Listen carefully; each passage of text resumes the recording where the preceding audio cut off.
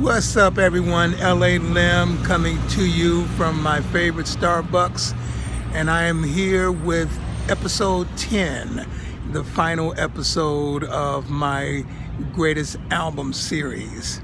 And I thought that it was only fitting that the final album, the 10th album that I profile, would be the 40th anniversary of the landmark album released and recorded by Earth, Wind & Fire, All in All. During this great series, I've had the honor and pleasure of profiling several albums during their anniversary years. I profiled the Beatles album Sgt. Pepper's Lonely Hearts Club Band at the 50th anniversary, Temptations' great album With a Lot of Soul, also celebrating its 50th anniversary. And I also profiled two albums also released in 1977, both celebrating their 40th anniversaries, Fleetwood Mac's Rumors and Steely Dan's Asia. But in this, the 10th episode of the greatest album series and the final episode of this series, I am profiling the landmark album celebrating its 40th anniversary.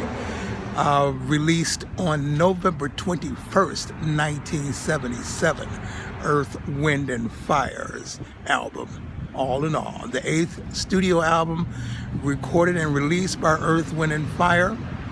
And the album that Maurice White once said, he said, "That's the Way of the World" was the album that got everyone's attention. But the album All in All is when it brought the whole world together, and the whole world was feeling the vibration of Earth, Wind & Fire. And as a young 15-year-old growing up in Detroit, Michigan, I was certainly feeling that vibration too. There was a record shop in Detroit on 6 Mile Road called Bad Records. And Bad Records knew that I was Earth, Wind & Fire's #1 fan in the city of Detroit. And in October of 1977, they called me and said, "Lim, Earth, Wind & Fire has just dropped their newest single, a single called Serpentine Fire." I walked 1 mile up and back to Bad Records on 6 Mile Road and played Serpentine Fire, never hearing it before on the radio station. And I could not wait to be one of the first people to hear Serpentine Fire.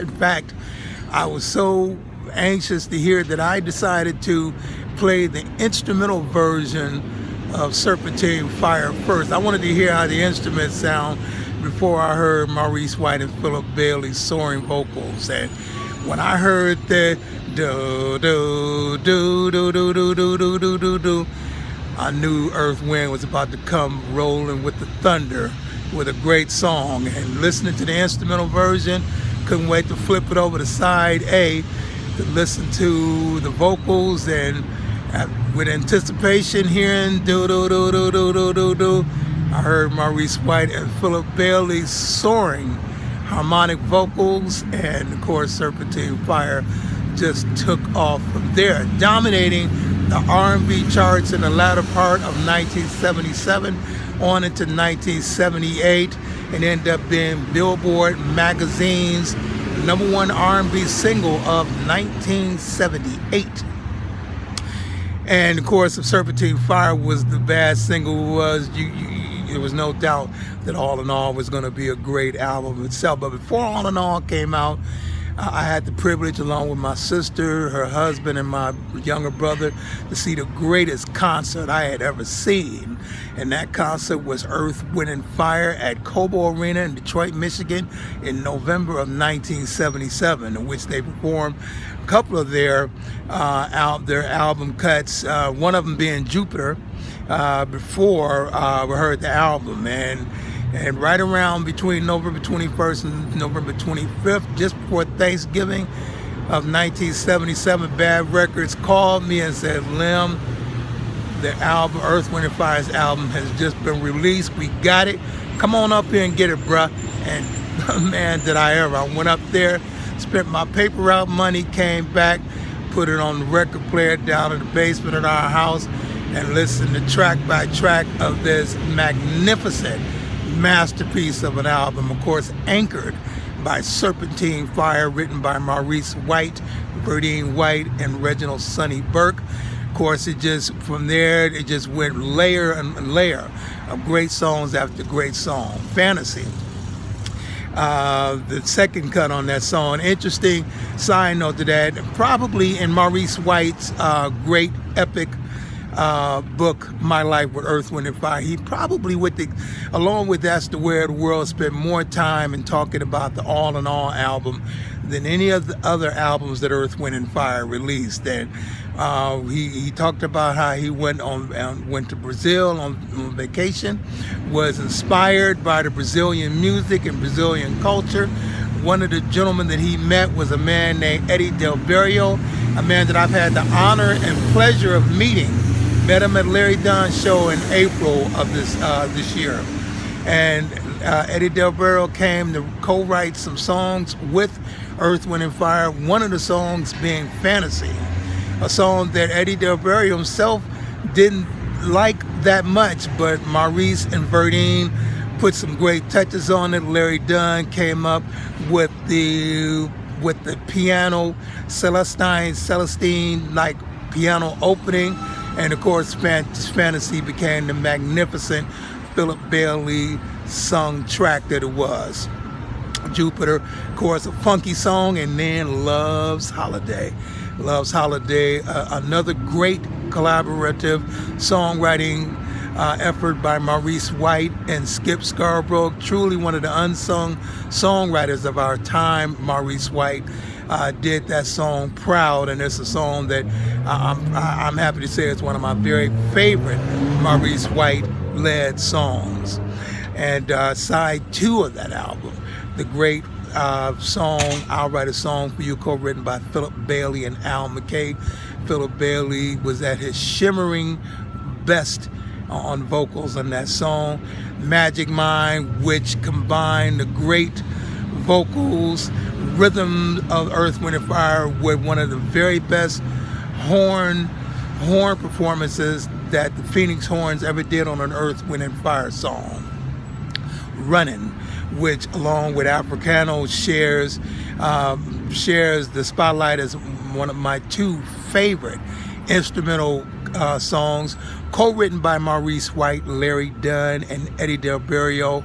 That song was Earth, Wind and Fire at its finest from an instrumental standpoint, and the Grammy Award people apparently thought so, because Earth, Wind and Fire won the Grammy Award for Best Rhythm and Blues Instrumental Performance. And of course, the final track, Be Ever Wonderful.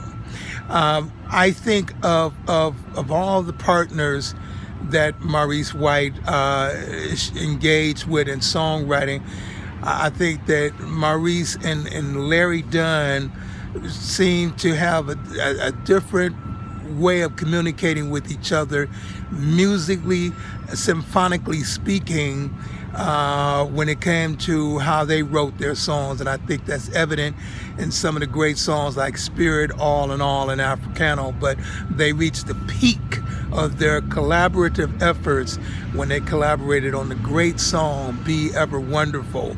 Larry Dunn's great, outstanding instrumental arrangement and instrumental composition paired up with Maurice White, great vocal lyrics, and of course Maurice White's great vocal interpretations. All in All went all the way to number 3 on the Billboard pop charts and spent 9 weeks as the number 1 R&B album throughout, going from the tail end of 1977 on into 1978, and of course finished, according to Billboard and Cashbox record charts, as the number 1 R&B album of 1978.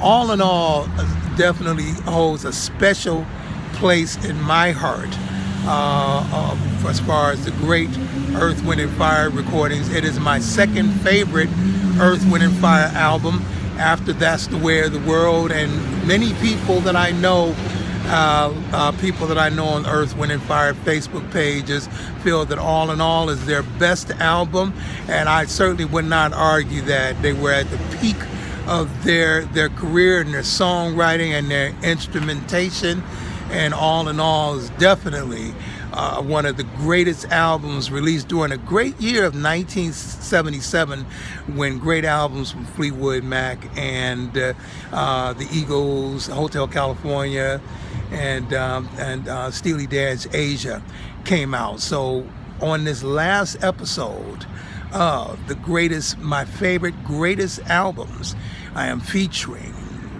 honoring, and celebrating the 40th anniversary of Earth, Wind & Fire's landmark album, All in All.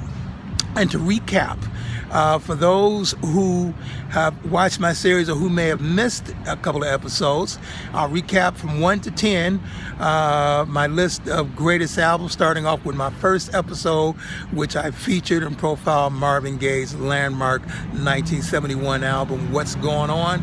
Episode number 2 was the Beatles' 50th anniversary of Sgt. Pepper's Lonely Hearts Club Band. Episode number 3 celebrated the 50th anniversary, what I think was the Temptation Classic 5's best album, called With a Lot of Soul. Episode number 4 celebrated the 40th anniversary of Fleetwood Mac's Rumors. Episode number 5 featured or profiled my favorite album of all time, Earth, Wind & Fire's That's the Way of the World.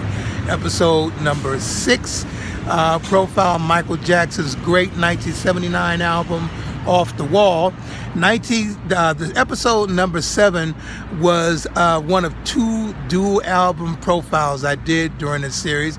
I profiled Stevie Wonder's magnificent album Songs in the Key of Life and Earth, Wind & Fire's 1976 album Spirit, which were both released, at least in Detroit, Michigan, on the very same day toward the end of September 1976. Episode number 8, I also profiled 2 great soundtrack albums, Isaac Hayes' Shaft and Curtis Mayfield's Superfly.